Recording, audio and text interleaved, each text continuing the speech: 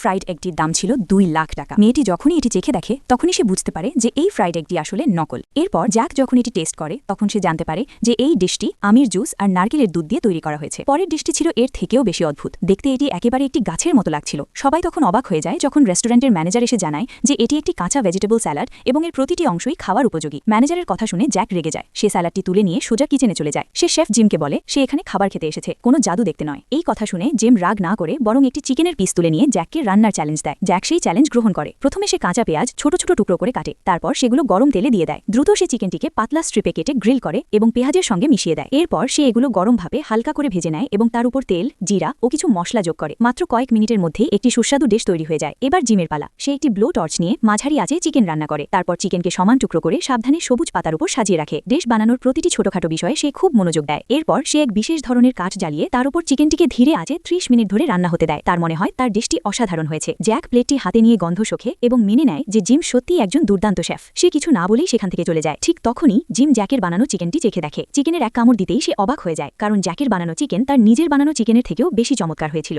এই রান্নার লড়াইয়ে আসল বিজয়ী কে ছিল?